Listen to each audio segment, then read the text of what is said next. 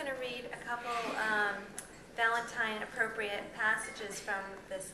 I don't know if this ever happened to you. This book, I wrote a memoir about when I was 18. I dropped out of college with my boyfriend, and we went to try to join the revolution in Nicaragua. And so we got engaged, and then we broke up, and then I later found out that he was married to somebody else. Oh! Years later. So this is Did you kill him? well, I did hire a private eye to find him. That's in the book. It's true.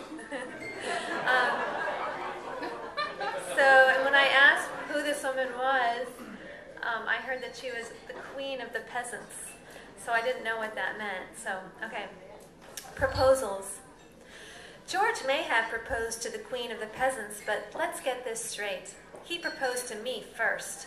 It was my one and only marriage proposal, unless you count the 4 others, which I don't. George wasn't the first man to propose to me. The first man to propose was declared insane a few days later and committed to a hospital in Chicago. I went to visit him in the special room for visitors. We sat at a white table with our hands in the table rubble, coloring books, paper coffee cups, and he became so distressed that afterward his family asked me not to come back. In any case, it was more like a threat than a proposal. He looked at me in a menacing manner and said that I must marry him. After all, he said, he was the father of my child.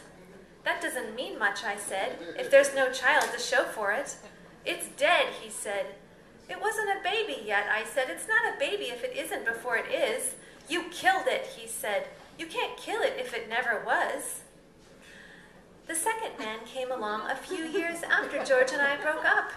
He and I shared an apartment in a small town full of snow. On the day he proposed, the door to the apartment had a hole in it because I had kicked it in. And the door was new because I had kicked in the first door a week before and the landlord had replaced it. And the TV was new because the man had hurled the old one across the room. But the moment of the proposal was a calm one. He and I were standing at the window looking out at the parking lot below. He had been married 3 times already. He had children all over the country, children by women he had been married to and children by women he hadn't. Isn't this something you've tried before, I said. It always works, he said. It's fun, too. I proposed to the third man. I wasn't involved with him anymore. I had left him after he had left me after I had threatened to leave him. We were sitting alone at my aunt's kitchen table. My aunt was out of town. I said, let's get married, because in that moment I saw that somehow everything had gone outlandishly wrong and had stayed that way for a long time, years, and was getting worse. And if I could just marry this nice, quiet man here, suitable, kind, I might be able to set things straight.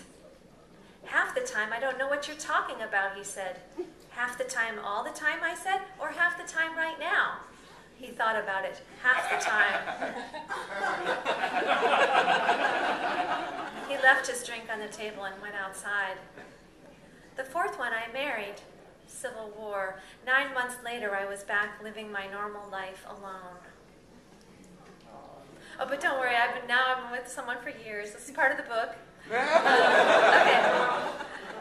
Okay, then the last piece I'll read for this evening is just part of our whole thing about going to join the revolution was that we had become Christians. And so this one's called Good Ideas. Afternoons on the landing at the brothel. Oh yeah, we were staying at a brothel in El Salvador. Oh yeah. Afternoons on the landing at the brothel, I closed my eyes and prayed. What did I pray about? I prayed that everyone on earth would get what they want. But then I think about that and decide that was an awful lot. People want so much. So I prayed for people to get these particular things that I named in my mind, or at least for these particular people that I named to get these particular things, or for them to get them when the time was right, or when God wanted them to have them if he did. If God didn't want them to have the things they wanted, then I didn't want them to have them either. And it was probably wrong to want them, so I prayed for their souls instead. I prayed for us to not want but to want what he wants, whatever that was. How was I supposed to know what he wanted? I'd never even prayed before that year. I prayed to learn what he wanted somehow, not to have the knowledge of God and the hubris that would come with it, but to see dimly the plan, or at least the section of the plan that involved me and the people I knew, so I could pray for the right thing. Or at least I prayed, let me pray for the right thing accidentally, by coincidence or mistake.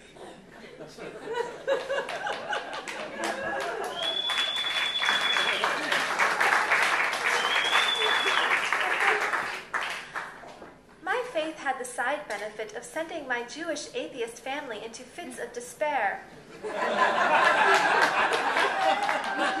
In my house, Judaism referred to an abbreviated Passover and a few jokes about candles around Christmas. Once I announced I was a Christian, my family whipped themselves into shape. They joined a temple and went every week. They enrolled my sister in Hebrew school. They celebrated holidays they didn't like or exactly understand, found the menorah in the garage. They put up a mezuzah, and my mother joined a Jewish study group for women. They made my sister have a traditional bat mitzvah complete with a great-grandmother's locket and chairs in the air. By that time, I had slid back into my atheist upbringing, but they weren't taking any chances.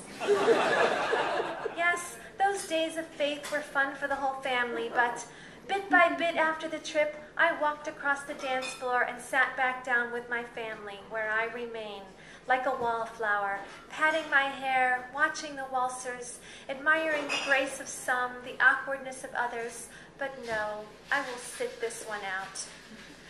Long after I stopped being a Christian, and it was clear my brother and sister weren't going to become Christians either, my mother and father went to temple less and less, and finally they left off altogether, and everybody forgot about it, except my sister.